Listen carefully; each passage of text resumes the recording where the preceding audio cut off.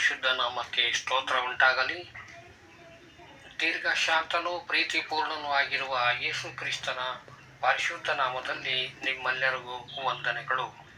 ಈ ದಿನದ ದೇವರ ವಾಕ್ಯ ಯೋಹಾನನು ಬರೆದ ಸುವಾರ್ತೆ 10ನೇ ಅಧ್ಯಾಯ 10ನೆಯ ವಚನ. ಕಳ್ಳನು ಕದ್ದುಕೊಳ್ಳುವುದಕ್ಕೂ ಕೊಯ್ಯುವುದಕ್ಕೂ ಹಾಳು ಮಾಡುವುದಕ್ಕೂ ಬರುತ್ತಾನೆ ಹೊರತು ಮತ್ತಾವುದಕ್ಕೂ ಬರುವುದಿಲ್ಲ. ನಾವು ನಮ್ಮ ಕ್ರೈಸ್ತ ಜೀವಿತವನ್ನು ಪ್ರಾರಂಭಿಸಿದಾಗ ಜೀವಿತವು ಸಮಾಧಾನಕರವಾಗಿಯೂ ಸಮಸ್ಯೆಗಳಿಲ್ಲದೇ ಇರುವುದಾಗಿಯೂ ಕಂಡುಬರಬಹುದು. ಆದರೆ ನಾವು ಬೆಳೆಯುತ್ತಾ ಹೋದ ಹಾಗೆ ಶೋಧನೆಗಳು ಮತ್ತು ಕಷ್ಟಗಳನ್ನು ಎದುರಿಸಬೇಕಾಗಿ ಬಂದು ವಿರೋಧಿಸುವಂಥವರಾಗಿರುತ್ತೇವೆ. ಒಬ್ಬನು ಕೆಲವು ಹೋರಾಟಗಳಲ್ಲಿ ಸೋಲನ್ನು ಹೊಂದಿದಾಗ ಅವುಗಳನ್ನು ಬಿಟ್ಟು ಬಿಡುವ ಯೋಚನೆಯನ್ನು ಕೂಡ ಮಾಡಬಹುದು.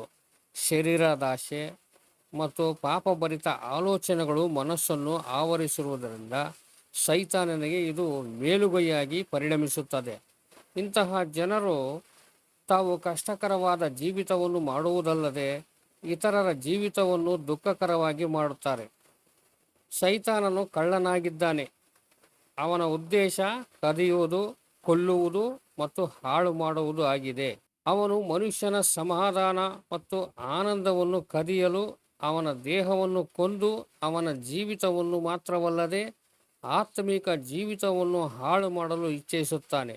ದೇವರು ಮನುಷ್ಯನಿಗಾಗಿ ಮಾಡಿದ ಎಲ್ಲ ಏರ್ಪಾಡುಗಳು ಅವನಿಗೆ ದೊರೆಯುವಂತೆ ಅವುಗಳನ್ನು ಅಪಹರಿಸುವುದೇ ಅವನ ಉದ್ದೇಶವಾಗಿದೆ.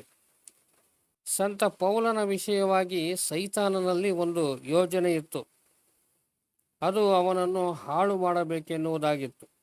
ಆ ಯೋಜನೆಯ ಮೇರೆಗೆ ಅವನು ಕ್ರೈಸ್ತರನ್ನು ನಾಶ ಮಾಡಲು ದಮಸ್ಕ ಪಟ್ಟಣಕ್ಕೆ ಹೋಗುತ್ತಿದ್ದನು. ಆದರೆ ದೇವರಿಗೆ ಸ್ತೋತ್ರ, ದೇವರು ಅವನನ್ನು ದಾರಿಯಲ್ಲಿಯೇ ಬಂಧಿಸಿದನು ಮತ್ತು ಅವನಿಗಾಗಿ ತಾನು ಮಾಡಿದ ಏರ್ಪಾಡನ್ನು ಅವನಿಗೆ ಪ್ರಕಟ ಮಾಡಿದನು. ಆಗ ಪೌಲನು ವಿತರ್ಕಗಳನ್ನು, ದೇವಜ್ಞಾನವನ್ನು ವಿರೋಧಿಸುವುದಕ್ಕೆ ವಿವರಿಸಲ್ಪಟ್ಟಿರುವ ಉನ್ನತವಾದ ಎಲ್ಲ ಕೊತ್ತಲಗಳನ್ನು ಕೆಡವಿ ಹಾಕಲು ಪ್ರಾರಂಭಿಸಿ ಎಲ್ಲ ಯೋಚನೆಗಳನ್ನು ಕ್ರಿಸ್ತನಿಗೆ ವಿಧೇಯನಾಗುವಂತೆ ಸೆರೆ ಹಿಡಿದನು. ಆದುದರಿಂದ ಪೌಲನ ವಿಷಯದಲ್ಲಿ ದೇವರು ಮಾಡಿದ ಅದ್ಭುತವಾದ ಏರ್ಪಾಡು ನೆರವೇರಿತು. ನನ್ನ ಪ್ರೀತಿಯ ದೇವಜನರೇ, ದೇವರು ಆರಿಸಿಕೊಂಡ ಗಣ್ಯ ವ್ಯಕ್ತಿಗಳಾದಂತಹ ಸಂಸೋನನು, ಅರಸನಾದ ಸೌಲನು ಮತ್ತು ಇನ್ನಿತರರನ್ನು ನಾವು ಗಮನಿಸುವುದಾದರೆ ಸೈತಾನನು ಹೇಗೆ ಅವರ ಜೀವಿತಗಳನ್ನು ಮತ್ತು ಸೇವೆಯನ್ನು ಹಾಳು ಮಾಡಿದನೆಂದು ನೋಡುತ್ತೇವೆ. ಆದುದರಿಂದ ಸೈತಾನನ ತಂತ್ರೋಪಾಯಗಳಿಗೆ ಒಳಗಾಗದಂತೆ ನಾವು ಎಚ್ಚರವಾಗಿರೋಣ. ದೇವರಿಗೆ ಸ್ತೋತ್ರ ಉಂಟಾಗಲಿ. ಈ ವಾಕ್ಯವನ್ನು ಕೇಳುವವರೆಲ್ಲರನ್ನು ದೇವರು ಆಶೀರ್ವದಿಸಲಿ. ಆಮೇನ್.